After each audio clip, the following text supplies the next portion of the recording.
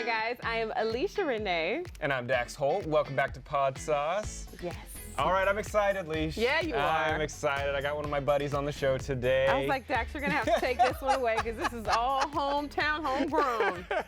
So we are very fortunate because, number one, right now, we are in the midst of fantasy football season. It just started.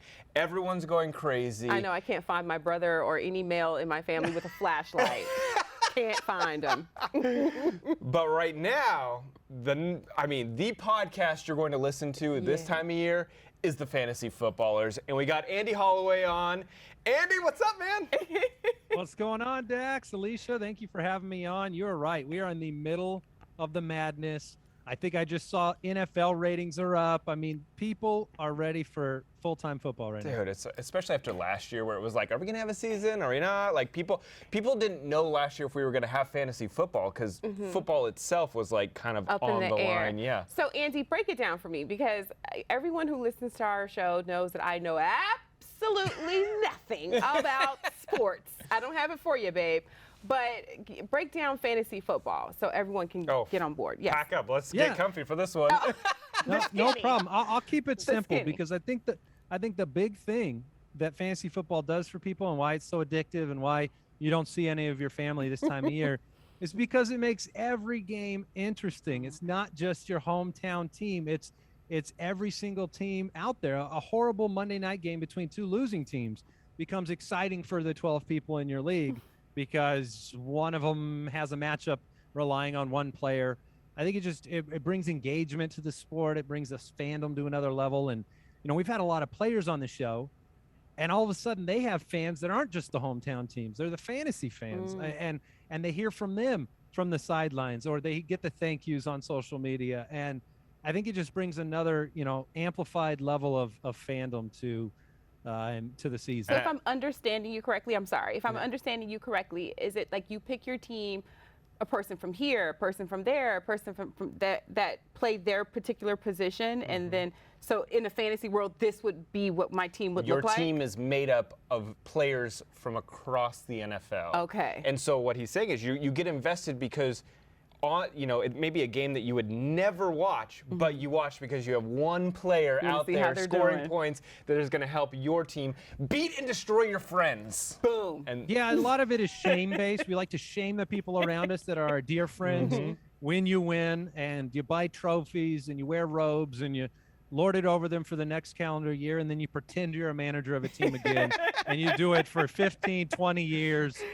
And no, it's been fun, and we have such a good group of listeners of the show that, they just make it so fun and engaging. And I think that connection is why it's why we got into it as a podcast was, our major leagues have no money in them, none. It's just for pride. It's just for, that connection point. So we absolutely love it. And Leash, let me just give you an example of how popular their podcast is. Okay.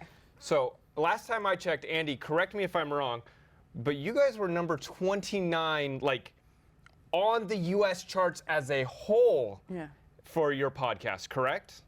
We got up to 11 at one point, which was insane, and it really does go to show how big the fantasy football community is, because we shake our heads at it going like, we sit around a table and we talk about these players and we make ridiculous dad jokes and we do it every day. And this many people are coming out to listen because they just, they build you, this with podcasts, they build you into the commute. They build you into the workout time.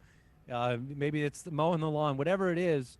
We've learned from even going on tour and talking to fans face to face. They know you. Yeah. They know you because podcasting is so much more intimate than, other forms of media. And, these people have been with you for years, and you're just finally putting a face to a name. Andy, what was that moment like where you looked around at like the success that you've amassed, and you're like, I'm making a living off of fantasy football. This is my I think space. We shake our head every year. Yeah. I really do. I think, we've got a great team of people, great producers, our developers, and just the community at large that have made this a successful show. But we shake our heads every year when we know we have the privilege of doing something that 99.9% of the world would love to do, that loves football. Like when we started this, our mindset was like, now we can't make a living doing this, but maybe it can make us a few dollars while we go be realtors or go work in software. And it was like, I don't think we understood what podcasting was about to do. And I don't think we understood what fantasy football was about to do. But they were both almost at that, just apex or growth point where it came together and people connected with us. And, there are a lot of other great fantasy podcasts out there too. And that's a nice thing. People listen to 3 or 4, 5 different shows at one time. And, we're definitely thankful we get to do it. And #1 in sports too, by the way. That's beating out like the ESPNs, the CBSs, the Fox Sports. Like that to me, I think is what is so amazing about your podcast is just you guys have amassed this amazing audience, which is called the Foot Clan, by the way. That's their fans. The Foot Clan? I love it. That follow their podcast. And one thing about fantasy is, like for me, I can't watch every game and follow all the players and follow all their stats and who's going to be the next one, the great person to throw on your roster that week. And that's what this podcast does. Andy and Mike and Jason, they come out and they actually give the listeners the advice, and it helps you out in your team.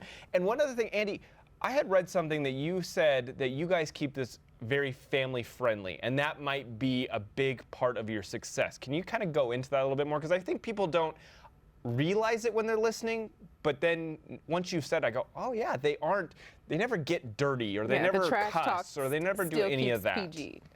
Yeah, I mean, part of it is a reflection of just like the way we live our lives. We're very much 3 dads. We're at the same stage of life. We all got 3 kids. Like that's who we are. And I think part of it, we joke that we're the Disney of the fantasy football world because, you're in the car with your kids. There's so many fans that are driving to take them to school or to go to an event. And like, they know they can put our podcast on.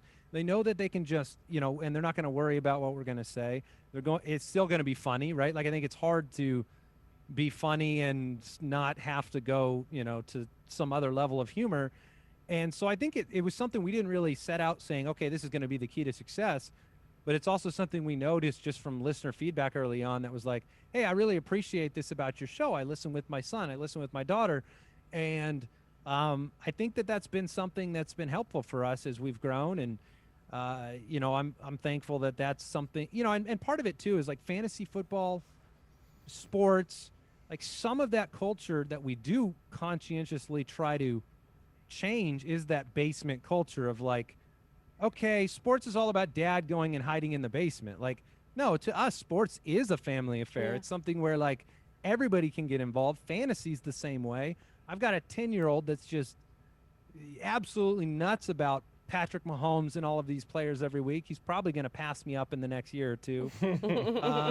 But it's not something that distances families. It's something that can connect them. No, and that's why you need to start playing, Alicia, so you can go connect with all the rest of that family. I was just about to say, it's so funny because as you were talking, I'm like, yeah, because I remember a lot of my earlier memories when my parents were still married. My dad would take me to college football games, and I enjoy the feel in the stands, or the excitement from my dad as we're rooting for our particular team. So I can see why you've wanted to make this podcast a show that families can listen to. You don't have any fear of something that will come out of your mouth, when you do it.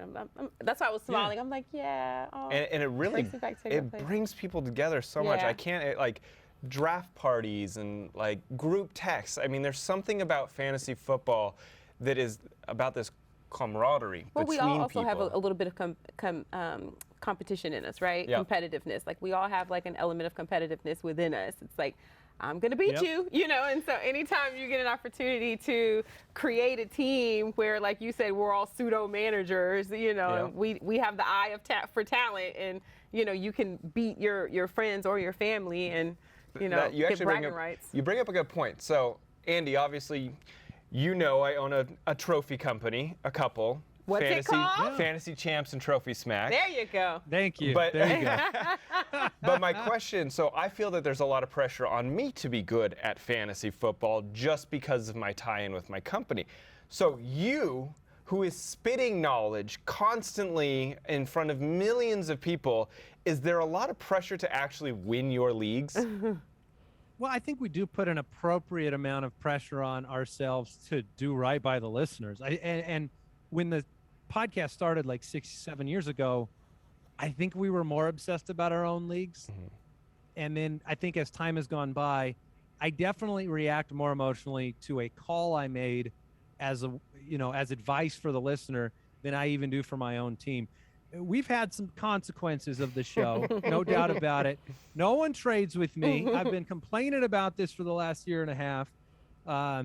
They'll literally say things like, oh, well, if a fantasy expert thinks this is a good trade for him, I'm not even going to touch it. I'm not even going to think about it. So we've had to sacrifice some of the organic enjoyment of the game. But yeah, I mean, there's nothing worse than coming on this show, which we're in a predictive, stuff's changing every day. Injuries are happening. Games are being played. Like, we are not an evergreen show like so many of the podcasts that you guys have talked about where, you can go to a true crime drama and it's just as entertaining a year from now or a year in the past as it is today.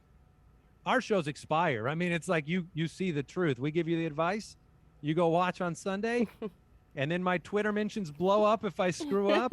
And, that's just the way it is. But, we are very proud when it goes right. That's for sure. I wonder if anyone's ever taken the advice from you guys. You know that some of the big companies like Lay's or whatever will have like these huge contests and you'll win like $5 million or something like that if your fantasy team wins. Like a DraftKings kind of thing? Yeah, like okay. I wonder if anyone's ever listened to your podcast and like put a team together and cashed out. You know what I mean? That's a good thing. That would work. Have you heard anything That'd like that? That'd be fine. Well, we do hear on the DFS front. So like you bring up DraftKings where people are entering these paid contests, and we have a DFS show as well. Mm-hmm. And it's always great to get that feedback that like, hey, this is the first year I've ever competed. I've always been in last place, and now I'm dunking on all my league mates who thought I didn't know anything, or I won big money this week because I played these 3 guys from your DFS show. Like, that's always exciting to hear. And hopefully we're kind of presenting information and then equipping people to make their own calls. Like we try to do that as opposed to saying, yeah, do this, because every league is different. Yeah. Scoring systems are different. We want to equip you to be a better player, whether you tune in 3 times a week, 5 times a week, give you the shortcut that Dax brought up about, look, he doesn't have time to take in all that information. We'll make our eyes bleed watching every game on Sunday, and we'll relay the information to you. They're kind of the Podsauce of the sporting world. I was thinking that in my mind, but I'm like, that's too easy, Leash. Don't do it. So, no, Andy, I want to know, what advice have you given out on the fantasy footballers that came back to bite you in the butt, and you have been getting tweets or responses about it to this day? You were like, man, that person let me down on the field. There have been a handful of those, and sometimes they've taken place because of injury, where and that's the worst part, is you make a call or you believe in a player, and everybody around you says, no, he's too injury prone, or he's too messed up. Like, I'm living one right now with Raheem Mostert of the 49ers, where I made him my fantasy MVP, and 2 plays into the season, he goes down for the year. So Twitter is being as friendly as Twitter often is about that. But there have been players, like in years past, there was a wide receiver for the 49ers, which I guess I should avoid them in general. But he was making headlines. I made him a my guy. So like every year we name like 3 players that we're planting our flag. We love these players. And luckily, I pivoted off of him at the last possible moment because he never played for them. Ooh. They pulled him. They didn't like the attitude. They put him on the bench. And if I had moved forward, I don't know, man. I never would have lived that thing down. So moves like that put your fantasy football team in last class? Yeah, I mean, if you make a couple huge mistakes, you can definitely set yourself up for a tougher year. But we always say you don't win or lose your league at the draft. It's just setting the foundation, and other people in your league are going to give up early. And if you kind of, we got an extra week of football this year as they expanded the schedule, so you can work your way back into contention, and maybe, one move here, one move there, and you're smiling and you're holding a trophy above your head from Fantasy Champs or Trophy Smack. Yeah, you like that. Oh That's what I'm talking about. End it now. There you go. This is a podcast discovery show. So what podcasts are you listening to outside of, Yeah, it's funny. I definitely try to turn my attention from football when I go into the podcast listening world. I love the true crime shows in general, like the S-Towns and like Root of Evil. I don't know if you guys have heard of that one. What's that Root one of about? Evil. I haven't heard that one. I'm gonna write it down. It's like this. Yeah, it's the Black Dahlia killer. The history of that and the family that was tied into one of the people accused of potentially being the Black Dahlia murderer. And but it's just kind of a winding, unbelievable revelation type of story. And even going back to like Serial, which kind of started the true crime world off, like Dirty John, like those have been, they get you, right? They kind of hook you. Yeah, we just talked about Dirty John. And then all of a sudden you're finding reasons to drive in your car when you don't need to, because you just want to listen some more and find out what happens next. So Serial actually was Dax and mine, our first introduction, podcast, into the space of podcasts. so good. That first season, absolutely. Andy from the Fantasy Footballers, thank you so much for joining us. Wishing you much success and try to get some sleep over the next like 15 weeks or so. I know this is the I'll do my best. craziest time of year for you. And if you guys missed anything we talked about today, or you want to get a link directly to the Fantasy Footballers podcast, head on over to podsauce.com. We got all the links, videos, everything there. Sign up for our newsletter. That Dax is going to be hand delivery. Not me. I have bigger fish to fry.